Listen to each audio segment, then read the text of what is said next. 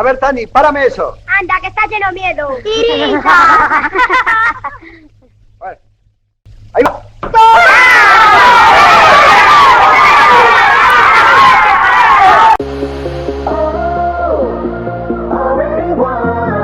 Alfredo Di Stefano Lole was born in Barracas in the province of Buenos Aires, a district in the southeast part of the city of Buenos Aires. At the age of 19, he made his debut at the top level for River Plate, and when he was 21, he won the Argentine League and was the top scorer in the competition.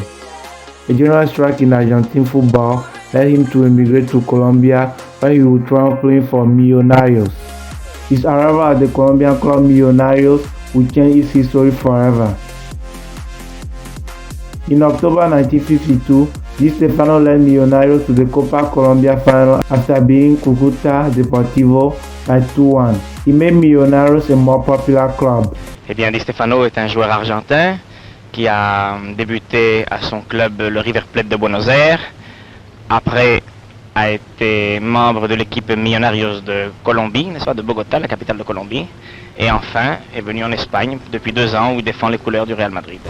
Este señor pregunta qué te ha parecido la nación suiza en general y Ginebra particularmente, vamos. Muy linda ciudad Ginebra y el país es extraordinario, ya que con lo que hemos paseado y visto es una cosa ideal y muy linda. Il a répondu que Genève lui paraît une ville extraordinaire et les promenades que nous organisées hier le Servette lui ont laissé une grosse impression. Et pendant que les 2 joueurs du Servette prennent congé des joueurs espagnols, nous les remercions de cette... Until Di Stefano arrived, Real Madrid had won only 2 league titles, both of them prior to the Civil War. Di Stefano won 5 consecutive European Cups, now known as the Champions League, with Real Madrid in the 11 years he played for them, as well as 8 league championships, 1 Intercontinental Cup, 1 Generalissimo Cup, and 2 Latin Cups. He won the Ballon d'Or twice in 1957 and 1959. He was later awarded the Super Ballon d'Or in 1989 after beating Johan Cruyff and Michel Platini in the number of votes by football journalists, and he is the only one to have been given the award until this day.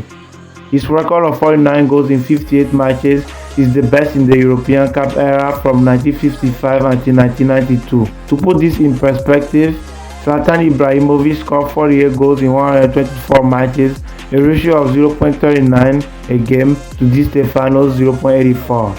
Not bad for a man who played in the first European Cup when he was 29.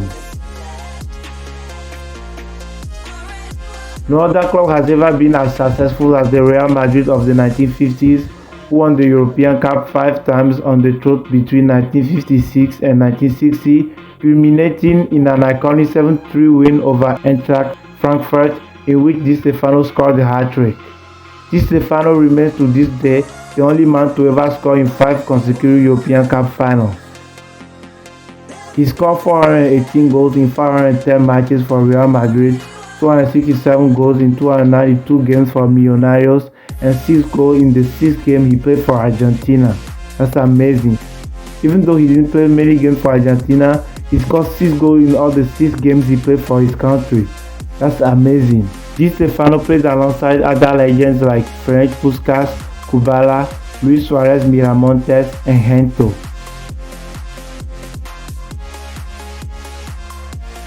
By the time qualifying began for the 1954 FIFA World Cup, FIFA had banned Di Stefano from making any further appearances for Argentina. A lot of people ask why he didn't play for the Argentine national team. Well, the reason is because on account of his appearances for the Colombia 11 2 years earlier. Because of that, when he moved to Spain, he was naturalized Spanish and made his debut there for the Spanish national team on January 10, 1957. Even well into his 30s, Di Stefano was arguably still in his prime.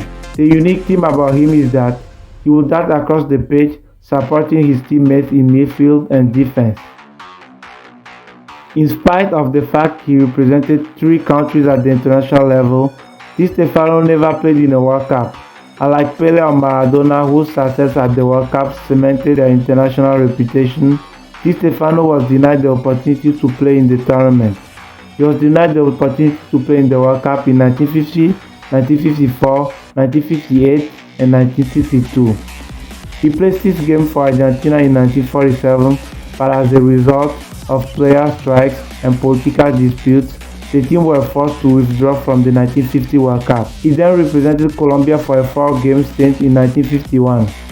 Di Stefano did not even hold a Colombian passport at the time, and after he attempted to return to Argentina for the 1954 World Cup, he was banned by FIFA from playing for the either team ever again. When he made his debut for Spain, he could not help the poor Spanish side, who ultimately failed to qualify for the 1958 World Cup.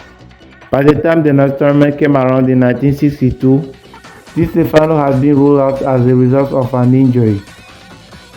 Even Pele once said that Alfredo Di Stefano is the greatest player ever. He retired in 1966 at the age of 40 while playing for RCD Espanyol de Barcelona. On July 5, 2014, a day after his birthday, he had a heart attack on a street near Santiago Bernabeu Stadium. He was later rushed to the hospital and spent the following days there. He passed away at the age of 88 on July 7, 2014. In brief, Di Stefano was one of the best club players of all time, along with Pele, Messi and Cristiano Ronaldo, if not the best. Thanks for watching, and stay tuned for other videos like this about other football legends from the past. Bye now.